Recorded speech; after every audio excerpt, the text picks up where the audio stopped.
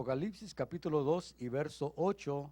Vamos a ser rápidos en este día para poder terminar a la hora que normalmente terminamos.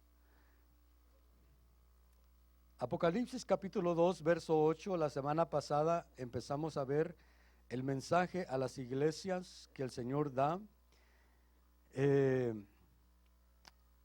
Y esta carta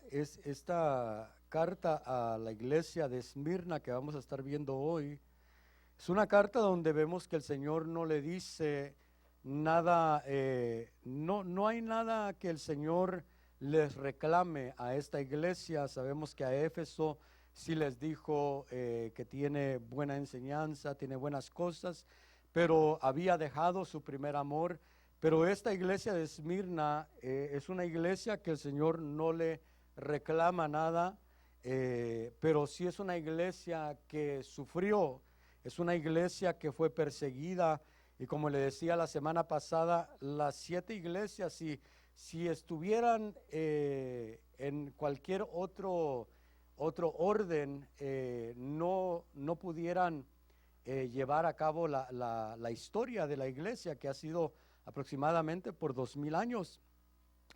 Pero en el orden que está cada carta, así es como la historia de la iglesia ha ido cambiando, y vamos a ver cómo el enemigo con esta iglesia de Esmirna, el enemigo lo que hace es que la persigue y quiere desanimar su corazón persiguiéndola. Pero la siguiente iglesia ya no es su táctica, ya no es perseguir la iglesia. Ahora la táctica es enamorar a la iglesia del mundo, para que así, y por medio de eso, pudo hacer más estragos dentro de la iglesia, enamorando a la iglesia del mundo. Porque el enemigo, cuando persigue a la iglesia, quiere desanimar a la iglesia, pero Dios le da fortaleza a esa iglesia que fue perseguida. Pero cuando el enemigo enamora al pueblo de Dios con el mundo, el pueblo de Dios se desenfrena. Y hoy en día lo vemos también, como hay mucho pueblo que está enamorado del mundo, como hay mucho pueblo que está enamorado del sistema del mundo o envuelto en el sistema del mundo. Y veamos allí en el versículo 8 dice: escribe al ángel de la iglesia en Esmirna, el primero y el último, el que estuvo muerto y ha vuelto a la vida, dice esto. Entonces, esta carta a la iglesia de Esmirna, como le decía, es una carta a una iglesia que va a ser perseguida. La ciudad de Esmirna era una ciudad donde se acostumbraba a adorar a otros dioses. Entre ellos estaba el dios Zeus, estaba el dios que tiene que ver con la medicina, con curar, con sanar, y tenían diferentes dioses a los cuales adoraban en esta ciudad. Pero una de las adoraciones que se practicaba, esto es solamente para traer un poco de historia, para que usted sepa qué es lo que estamos viendo. Una de las adoraciones que se practicaban en esa ciudad de Esmirna, porque Esmirna estaba muy afiliada y muy leal a Roma, lo que ellos practicaban y hacían dentro de esa ciudad era la adoración al César. La adoración al César consistía en que tenían que reconocer que sí hay otros dioses, había libertad de religión en aquel lugar. Los que estaban en aquel lugar eran libres de adorar a cualquier dios que ellos quisieran, pero siempre tenían que ir una vez al año y quemar un poco de incienso y declarar que César es Señor sobre todos los dioses. Esa era parte de la adoración que se practicaba en aquel lugar, y muchos de los cristianos en aquel lugar, por eso es que Esmirna es perseguida, porque muchos de los cristianos de aquel lugar, la decisión que ellos tomaron es no reconocer a César como Señor sobre todos los dioses. Muchos de ellos no reconocían a César y no iban y quemaban el incienso, y por causa de eso muchos de ellos fueron perseguidos y algunos hasta puestos a muerte. Algunos tuvieron que morir por causa de defender la creencia que ellos tenían, por causa de no ir a reconocer a César como el Señor. Sobre todo, imagínense qué simple sería, qué fácil hubiera sido para esos cristianos decir: no, pues yo quiero el bien para mi familia, solo voy a hacer este acto y pedirle perdón al Señor. Que algunos sí lo hicieron. La historia cuenta que algunos sí lo hicieron. Y ellos, imagínense, pues yo estoy cuidando a mi familia, estoy cuidando a mis hijos de que no sufran persecución. Y ellos, algunos iban y quemaban el incienso, pero la mayoría de ellos se paró firme y decidió no hacerlo.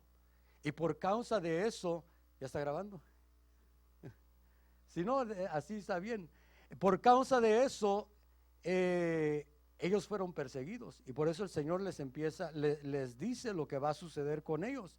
Pero incluso cuando el Señor, les decía la otra vez, que cuando el Señor se presenta, el nombre que Él usa tiene que ver con lo que va a hablarle a la iglesia, y el nombre de la iglesia tiene que ver con lo que está sucediendo, con el problema que está sucediendo. Por ejemplo, Éfeso significa amado o amada, y precisamente en el amor es que estaban afectados.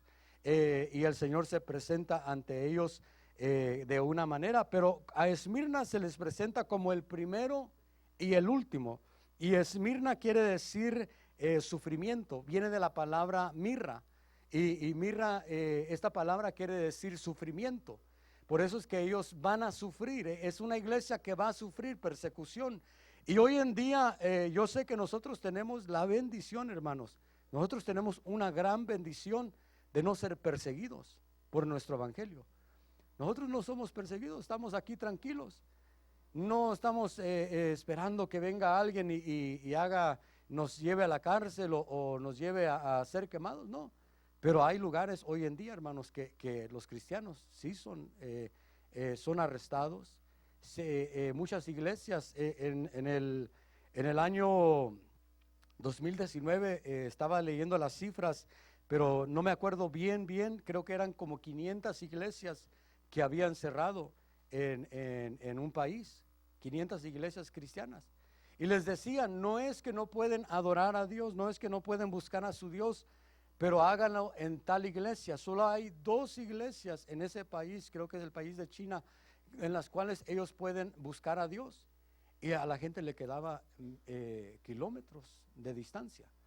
Pero vemos que hay una persecución hoy en día, pero nosotros tenemos la bendición de no ser perseguidos por causa del evangelio ni de nuestra creencia, pero sí hay una iglesia que está sufriendo persecución. Y esa es la creencia de mucho predicador, y yo creo igual que va a llegar un momento donde la iglesia va a ser perseguida en los Estados Unidos. Va a llegar un momento donde la iglesia va a empezar a ser perseguida. Va a llegar ese momento donde vamos a tener que pararnos firmes y declarar verdaderamente en quién hemos creído. Declarar en quién hemos creído, y si nos tienen que llevar a la cárcel, pues a la cárcel. Si nos tienen tenemos que ir a morir, pues a morir, pero que nos paremos firmes en lo que hemos creído. Va a llegar el momento donde sí la iglesia va a sufrir persecución, pero ahorita tenemos la libertad de adorar a nuestro Dios, de exaltarlo, de buscarlo. Creo que deberíamos de aprovechar esa libertad que tenemos, amén.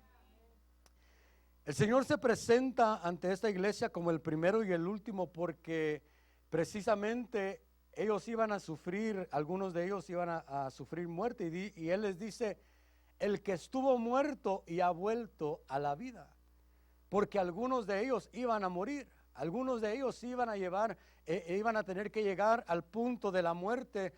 Por eso es que al final le dice: sé fiel hasta la muerte. Entonces algunos de estos cristianos iban a tener que ir a morir, Por eso el Señor se presenta: yo soy el primero y el último, el que estuvo muerto y ha vuelto a la vida, para darles a ellos la esperanza de que si ellos morían por el evangelio, por el testimonio de Cristo, Él los iba a resucitar. Que si ellos entregaban toda su vida por tal de sostener lo que habían creído en el Señor, Él los iba a resucitar. Pero, amados hermanos, yo a veces me pongo a pensar y a meditar en la iglesia que vemos hoy en día en los Estados Unidos, en parte de Latinoamérica también, porque la iglesia está muy acomodada, hermanos. Discúlpeme que se lo diga, pero estamos muy acomodados. Muchas veces estamos tan acomodados, hermanos, que decimos: hoy es culto, pero no voy. Hoy toca culto, pero ¿para qué ir? Ay, lo veo por el internet. Pero, hermanos, el evangelio no es así. El evangelio que Cristo predicó no era de esa manera. Que nosotros hemos cambiado el evangelio, ya es cosa nuestra. Y de eso hablaba el apóstol Pablo. Que si hay algunos que vienen predicando otro evangelio, que hay algunos que vienen predicando un evangelio liviano, un evangelio que es un pasatiempo, un evangelio que es algo para ir y socializar con los demás, un evangelio donde lo tomamos muy a la ligera. Pero el evangelio de Cristo, que Cristo predicó, no es ese evangelio. El evangelio que Pablo predicó no es ese evangelio. El evangelio que los apóstoles predicaron no era ese evangelio. Y a veces nosotros decimos: no, pero qué duro, qué legalista, qué esto, qué el otro. Pero ese es el evangelio, hermanos. El evangelio hay que defenderlo hasta la muerte. Si hay otros, imagínense, hermano, quizás no voy a terminar, no, lo más seguro es que no voy a terminar el tema, pero si hay otros hermanos que los musulmanes, esos se ponen una bomba y por Alá se explotan. Y ellos van contentos. Claro, están esperando las 72 vírgenes, ¿verdad? Que los van a esperar del otro lado. 72 demonios, ¿verdad? Pero ellos creen. Y ellos son fieles a lo que creen, imagínense. Son fieles. Y sirven a un Dios que no es el verdadero Dios. Su Dios de ellos es el diablo. Alá es el diablo. Pero ellos creen y son fieles a ese Dios. Ellos son fieles. Y nosotros, hermanos, nosotros que tenemos al Dios verdadero, hermanos, a veces no somos tan fieles. A veces Dios nos llama a consagrarnos y somos desobedientes. Y eso que tenemos al Dios verdadero. Tenemos al Dios todopoderoso, tenemos al que hizo el cielo y la tierra, al que dice la palabra que quién es como tú, oh Jehová, entre los dioses. Porque allí enseña la palabra que sí hay otros que se llaman dioses y que tienen seguidores, pero lo que dice aquel hombre, dice: ¿quién es como tú, oh Jehová, entre los dioses? Que eres majestuoso en santidad. Tenemos al Dios verdadero y muchas veces desaprovechamos lo que tenemos. Pero Esmirna es una iglesia que nos va a enseñar a ser una iglesia, a ser un cristiano que está dispuesto a sufrir. Y no vengo a predicar un evangelio de sufrimiento, pero es necesario pasar sufrimientos. Si el Cristo de la gloria tuvo que sufrir, ¿qué nos espera a nosotros, hermanos?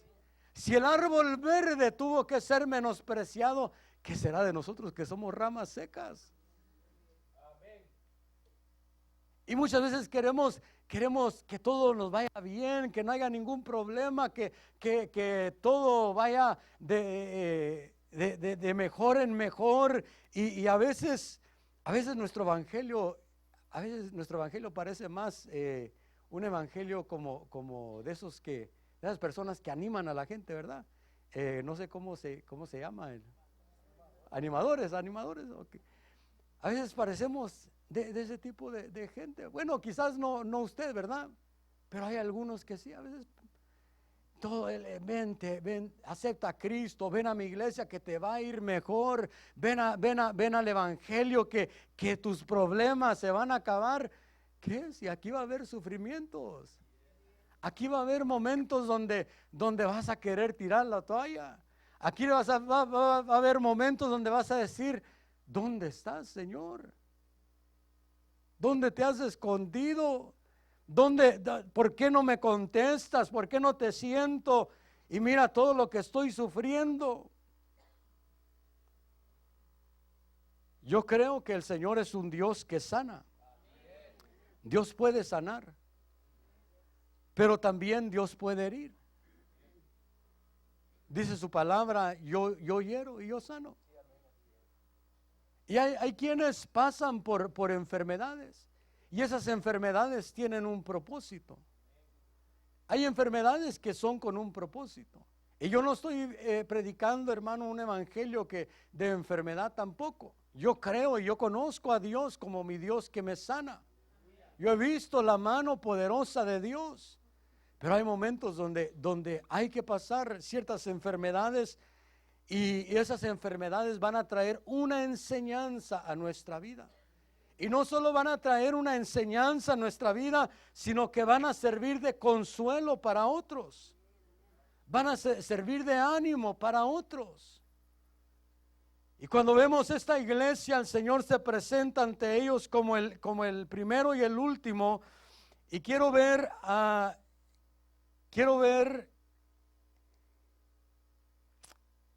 ahí en Apocalipsis capítulo 1 y verso 17 dice, el 1:17 dice, cuando lo vi caí como muerto a sus pies, y él puso su mano derecha sobre mí diciendo, no temas, yo soy el primero y el último, y el que vive, y estuve muerto, y he aquí estoy vivo por los siglos de los siglos. Tengo las llaves, miren las llaves que tiene. Tengo las llaves de la muerte y del Hades.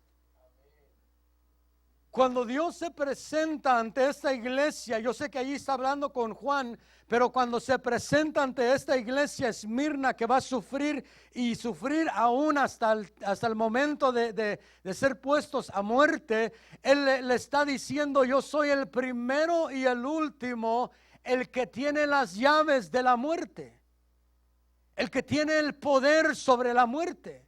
Porque antes el ser humano, antes de que Cristo muriera, el ser humano vivía esclavo al temor por causa de la muerte, porque no podía ser librado de la muerte. Pero el Señor tiene las llaves de la muerte, y no solo las llaves de la muerte, sino las llaves del Hades también. Y Él es el que puede quitar la vida y puede echar el alma al Hades. Pero Él es también el que puede permitir que nosotros muramos por el evangelio y resucitarnos. Él es el que puede levantarnos. Él es el que puede llevar tu alma a la gloria y tu espíritu a la gloria. Él es el que tiene las llaves del Hades. Él es el que tiene las llaves de la muerte. Y Él, cuando le habla a esta iglesia, le está hablando, se está presentando como el primero y el último, para que ellos entiendan que Él no les va a pedir, porque Dios no te va a pedir algo que Él no sufrió. Dice la Biblia que Él, cuando estuvo en la tierra, Él fue tentado en todo. Cada tentación que viene a tu vida, el Señor Jesús la conoce. Él conoce los pensamientos, Él conoce el cansancio, Él conoce las tentaciones que nosotros enfrentamos. Él conoce lo que es sentirse afligido de tal manera hasta la muerte. Y él murió y le dice a esta iglesia, yo estuve muerto, pero también hubo un poder que me levantó. El poder glorioso de Dios me levantó de entre los muertos y ahora tengo las llaves del Hades y de la muerte. Acompáñeme a Isaías capítulo 48, verso 12 y verso 13.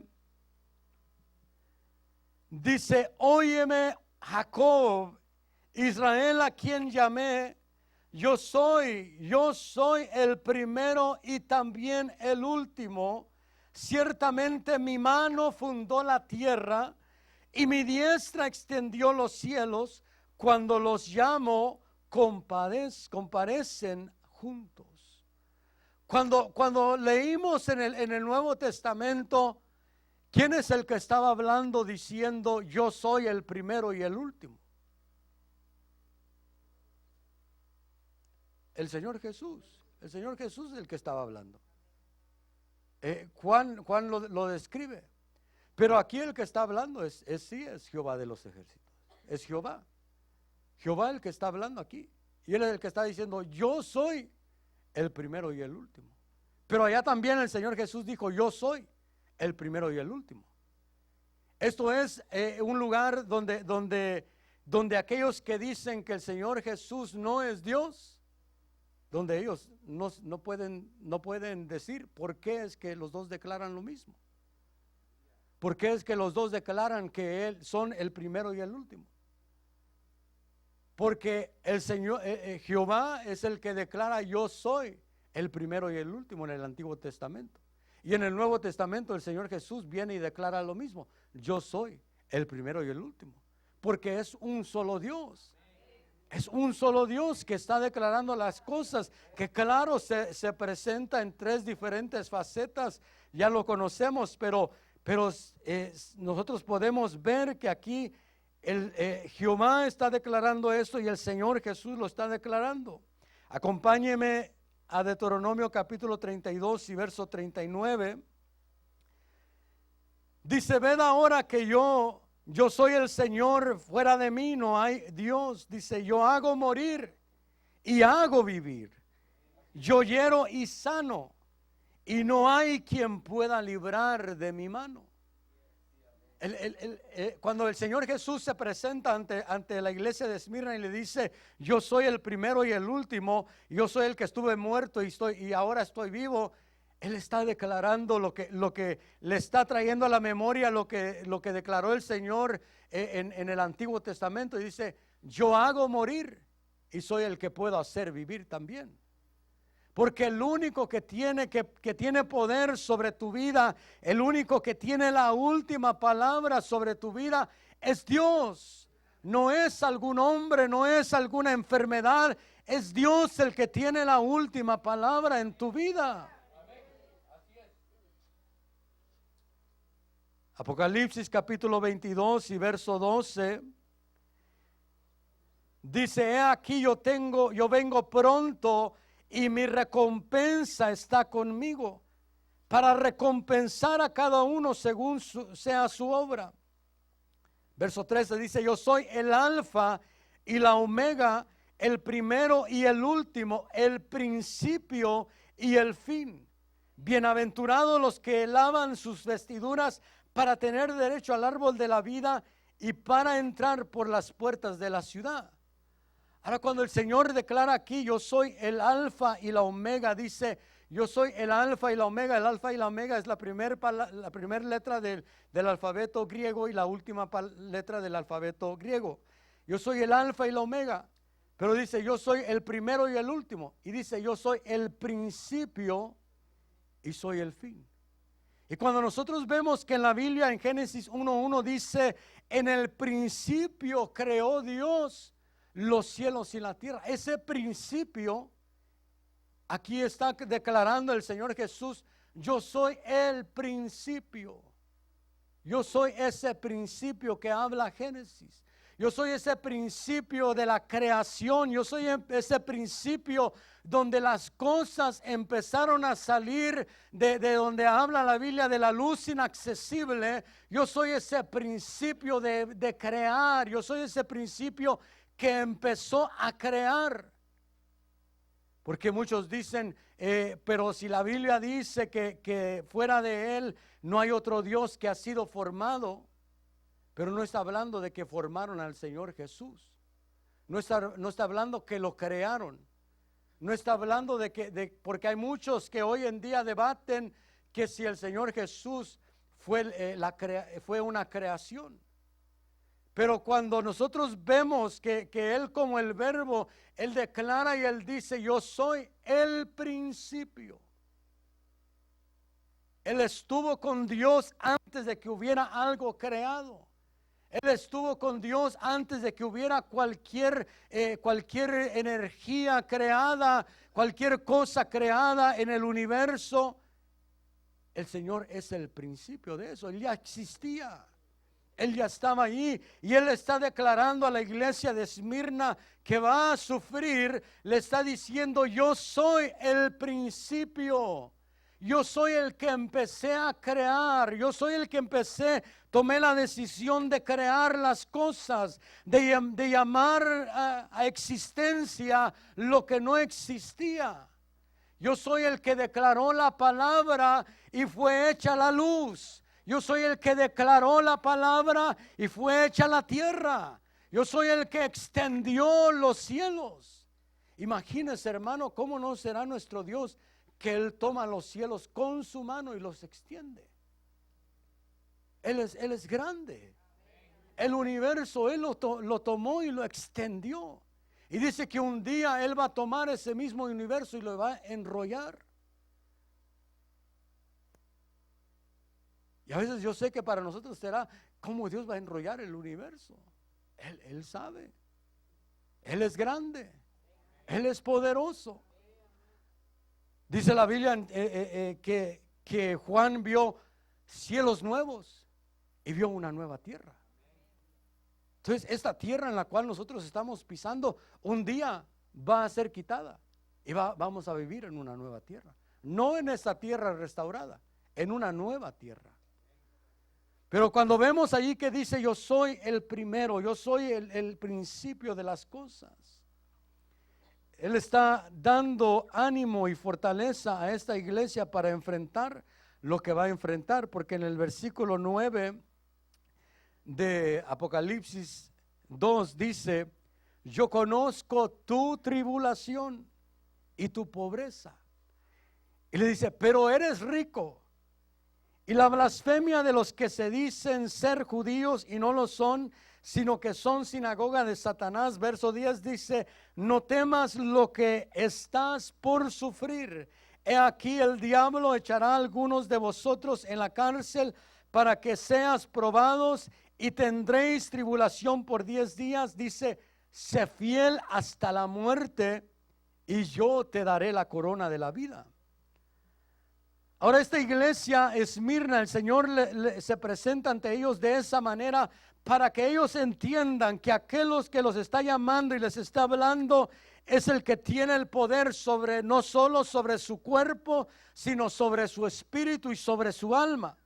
Que aún al cruzar del otro lado del velo, Él iba a proteger su alma y iba a proteger su espíritu. Pero ahora aquí le dice, yo conozco tu tribulación. Le dijo, yo conozco tu tribulación y conozco que eres pobre, pero le dice, pero eres rico. Y hay una iglesia que el Señor le dice, tú dices que eres rica, pero eres pobre.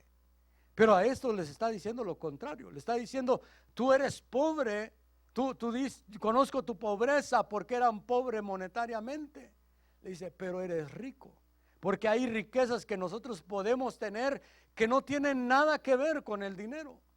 Hay riquezas que tú y yo somos llamados a tener en Dios que no tienen nada que ver con el dinero. No tienen nada que ver con si tienes un carro bueno o un carro que apenas anda. No tiene que ver con si tienes una casa de 3 pisos o una casa que apenas a un piso llega. No tiene nada que ver con eso. Sino que Dios le habla a esta iglesia y solo quiero ver estas riquezas y así poder terminar porque ya el tiempo ya se está acercando.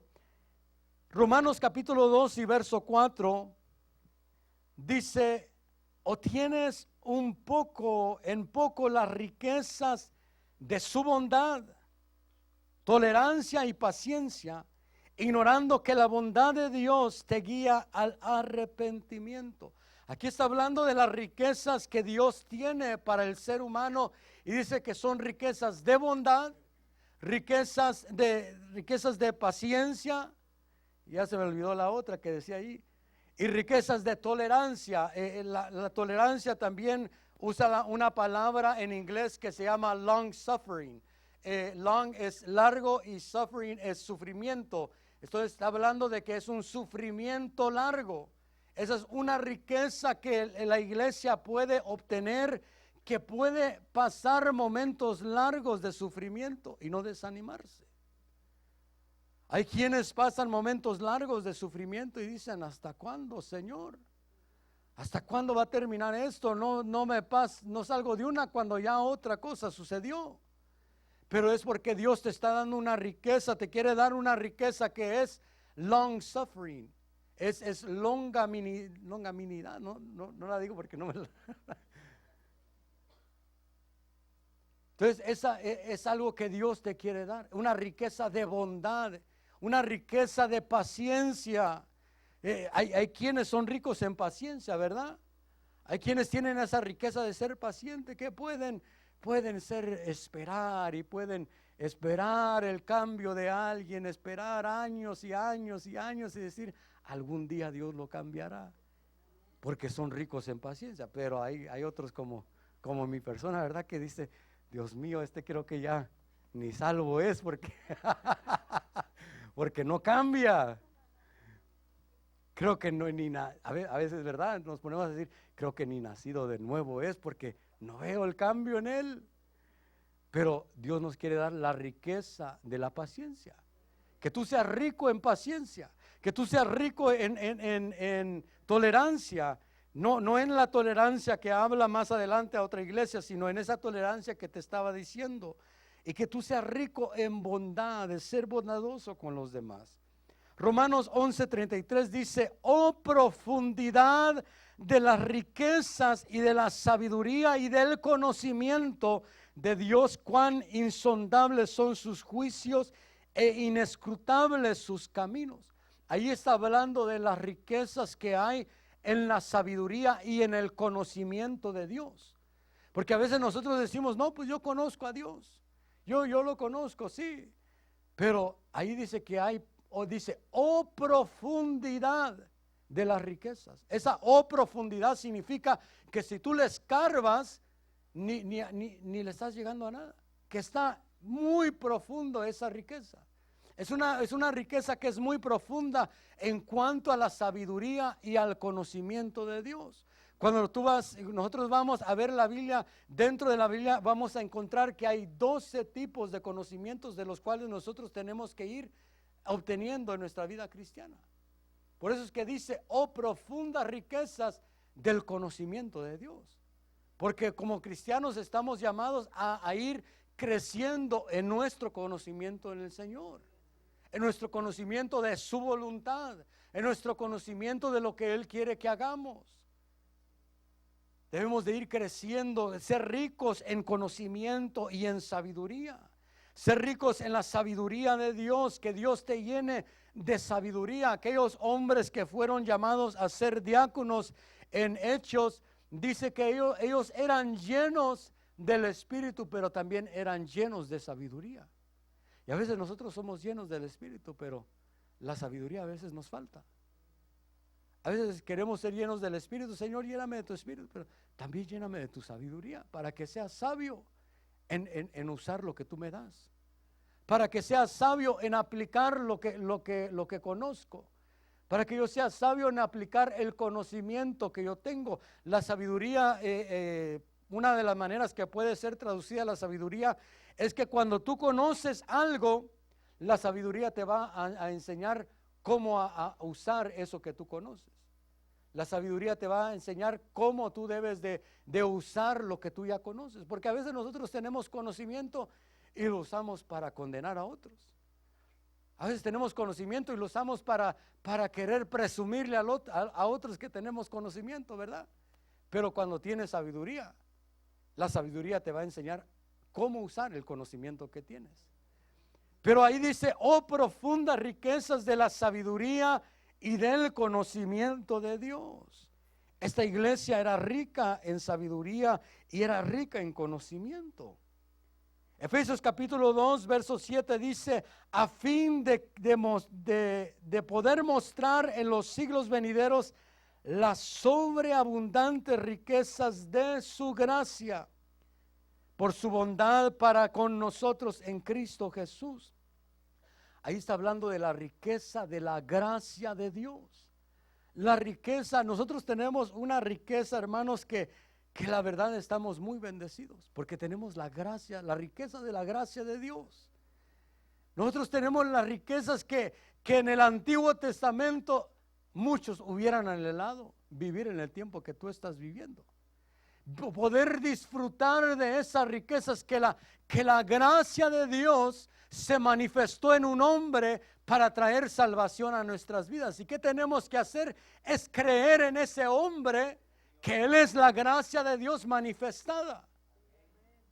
Tenemos la riqueza de la gracia de Dios, pero muchas veces teniendo aún esas riquezas, no vivimos conforme a esa riqueza. Porque la gracia de Dios también te va a enseñar cómo es que debes de vivir, cómo es que debes de comportarte, cómo es que debes de desarrollarte, cómo es que debes de hablar. La gracia de Dios te va a enseñar.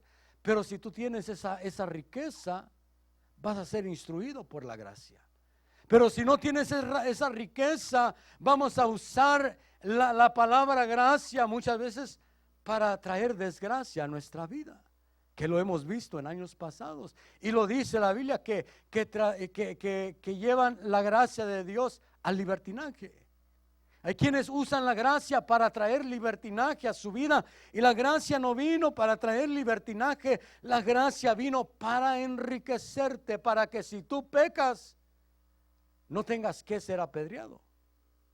Porque en el Antiguo Testamento era de que si tú pecabas, te tuviéramos que sacar al parqueo y empezar a apedrearte. Pero qué bueno que la gracia de Dios existe, ¿verdad? Porque yo creo que quizás yo fuera el primero que estuvieran apedreando allá afuera. Pero la gracia de Dios, ¿qué es lo que te dice? Pecaste, arrepiéntete y te levanto. La gracia de lo que te dice es, fallaste, no te quedes allí tirado, levántate y sigue tu camino, sigue adelante, sigue caminando, sigue esforzándote. La gracia de Dios es una riqueza que cuando nosotros le fallamos a Dios, porque innegablemente le fallamos. Dice la Biblia que Él es fiel a pesar de nuestras infidelidades. Entonces, de acuerdo a la Biblia, nosotros tenemos infidelidades, no infidelidades como la que usted puede estar pensando, sino ser infiel a Dios. Muchas veces en cosas que Él nos llama a ser fieles. Y nosotros podemos desobedecer, podemos transgredir, podemos errar en las cosas que hacemos, pero la gracia, cuando tenemos la riqueza de la gracia de Dios, esa gracia de Dios te va a decir, restáurate, levántate, sigue adelante, no te quedes ahí. Hay un largo camino por el cual debes de recorrer.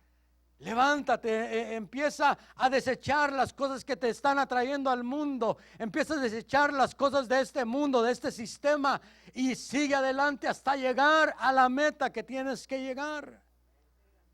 Es una riqueza que nosotros como la iglesia debemos de tener en nosotros. Como te digo, no el libertinaje, pero sí la riqueza de la gracia de Dios. Que si el Señor te perdona algo, que tú creas que Él te ha perdonado. Pero cuántas veces el Señor no nos perdona y nosotros seguimos acusándonos nosotros mismos. El Señor ya te perdonó de lo que veniste, si te arrepentiste, derramaste tu corazón, un verdadero arrepentimiento delante de Él, y nosotros seguimos acusándonos. Pero el Señor lo que quiere hacer es enriquecernos en su gracia, llevarnos a desarrollar la vida en su gracia conforme a lo que habla Pablo en el libro de Tito. Amén. Efesios capítulo 3, ya voy a terminar con este versículo, no se preocupe. Efesios capítulo 3, verso 16 dice: que os conceda conforme a las riquezas de su gloria, ser fortalecidos con poder por su espíritu en el hombre interior. Dice que os conceda conforme a la riqueza de su gloria. Y dice que os conceda conforme a esa riqueza de su gloria, que les conceda el ser fortalecidos por su espíritu en tu hombre interior. Cuando nosotros tenemos esa riqueza de su gloria, vamos a ser fortalecidos en nuestro hombre interior. Cuando nosotros tenemos la riqueza de la gloria de Dios, cuando estamos enriquecidos con la gloria de Dios, vas a ser fortalecido en tu hombre interior. Nadie te va a tener que venir y decirte: anímate, hermano, ya llega a la iglesia. No, tú vas a estar fortalecido por el Espíritu de Dios. Tu hombre interior se va a permanecer fortalecido. ¿Por qué? Porque tienes la riqueza de la gloria de Dios. Entonces, esta iglesia que ellos pensaban estar pobres, el Señor le dice: yo conozco tu pobreza monetaria, pero también conozco que eres rico. Yo prefiero que me digan eso a que me digan lo que le dicen a la última iglesia, que le dicen: tú dices que eres rico, tú dices que estás rica, pero en realidad estás pobre. Porque esa iglesia de la última iglesia, que es creo que es la Odisea, que dice que era una iglesia rica en dinero, pero estaba careciendo las riquezas espirituales. Y yo prefiero tener las riquezas espirituales que tener las riquezas monetarias. Aunque claro, Dios también bendice en lo monetario. Y más, para la otra semana vamos a poder ver los sufrimientos y las tribulaciones, pero quiero terminar con esto que el Señor le dice a esta iglesia. Allí, regresando al capítulo 2 de Romanos, capítulo 2 de Apocalipsis, verso 10, le dice: no temas lo que estás por sufrir. He aquí, el diablo echará a algunos de vosotros en la cárcel para que seáis probados, y tendréis tribulación por 10 días. Le dice: sé fiel hasta la muerte, y yo te daré la corona de la vida. Quiero que te pongas de pie y cierres tus ojos. La iglesia de Esmirna, aunque es una iglesia que son pocos versículos lo que el Señor le habla, pero es una iglesia que nos deja una gran enseñanza. Es una iglesia que nos enseña y nos dice: sé fiel hasta la muerte. No solo seas fiel en ciertos momentos, nos dice: sé fiel en cada momento. Sé fiel en tu vida, sé fiel a lo que has creído. Sé fiel en seguir al Cristo que un día te llamó. Sé fiel en el Evangelio, sé fiel a Dios. Es una iglesia que nos dice: sé fiel hasta el punto de la muerte. Aunque tengas que enfrentar la muerte, que tú seas fiel hasta ese momento. Esta iglesia nos enseña a nosotros a apartarnos. Era una iglesia, como les decía, que ellos, por causa de la decisión que tomaron de no adorar al César, fueron perseguidos. ¿Qué cosas el mundo no traerá a tu vida, o el enemigo no traerá a tu vida para distraerte? ¿Qué cosas este mundo no ha traído a tu vida para distraerte del evangelio que Dios te ha llamado a vivir? Pero Esmirna te dice: sé fiel. Sé fiel aún en los momentos donde hay distracciones. Sé fiel aún en los momentos donde ves que toda la iglesia en general se está desviando. El Señor te dice: sé fiel. Aunque te digan anticuado, sé fiel. Aunque te digan que ya pasó tu tiempo, sé fiel, permanece fiel. Aunque te digan que eres legalista, sé fiel a lo que has creído.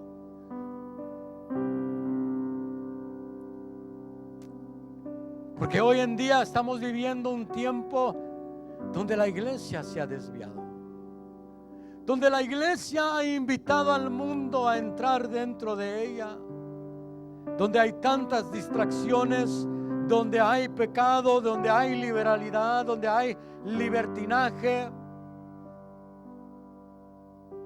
Pero la iglesia de Esmirna nos habla y nos enseña a nosotros: sé fiel.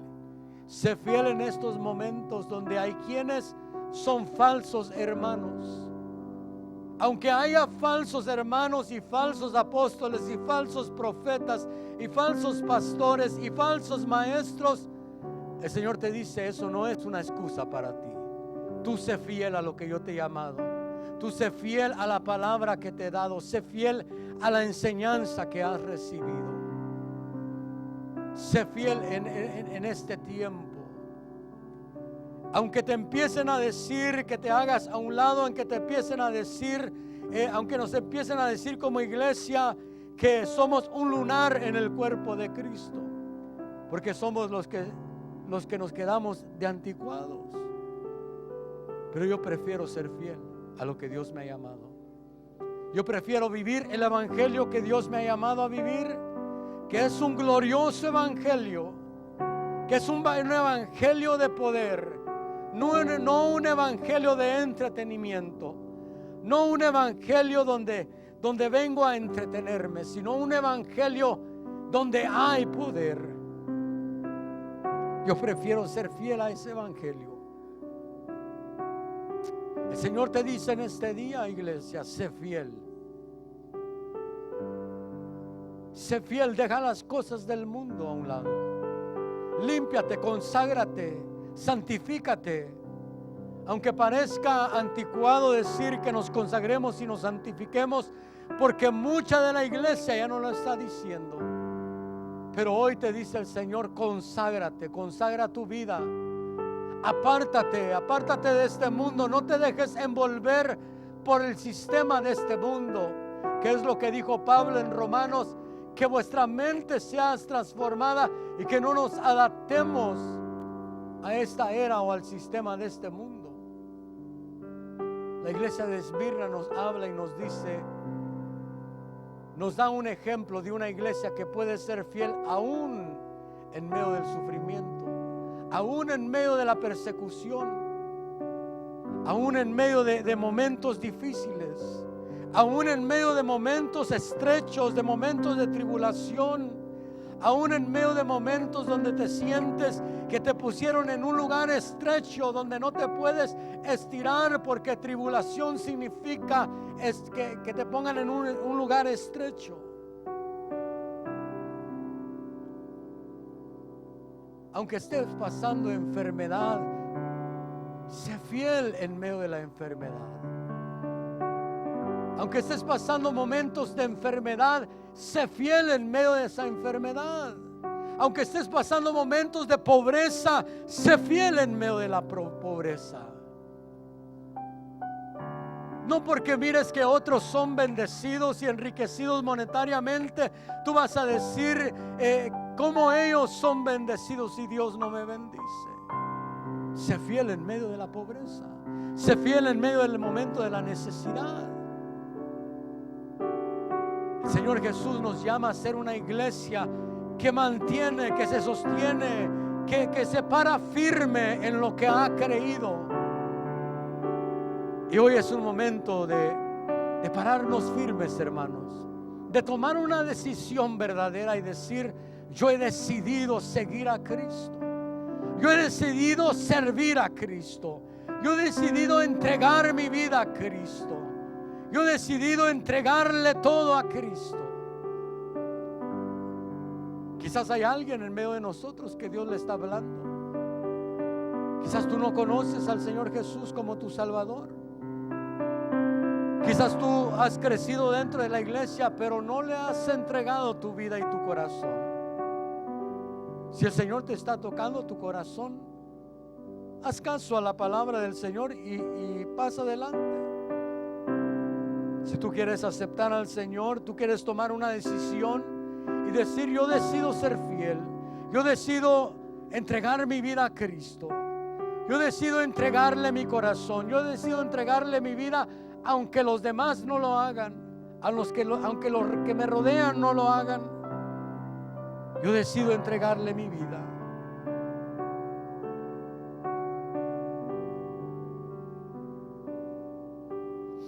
El Señor nos dice: sé fiel. Sé fiel aún hasta la muerte, porque yo fui fiel y enfrenté la muerte. Y Él nos dice: yo tengo las llaves del Hades y tengo las llaves de la muerte. No te desanimes, no se desanime tu corazón por lo que has de enfrentar. No se desanime tu corazón por lo que has de ver. No se desanime tu corazón por las cosas que han de venir. Porque cuando conoces a ese Dios que murió pero ha vuelto a la vida, tú puedes habitar seguro de que Él es el que va a tener tu futuro en sus manos. Aunque los hombres desfallezcan en este mundo, aunque el corazón de los hombres desfallezca por causa de las cosas que han de venir, que tu corazón no desfallezca, que tu corazón no desmaye, que tu corazón se fortalezca en el Señor. Amén. Gracias, Cristo Jesús. Fiel, Él es digno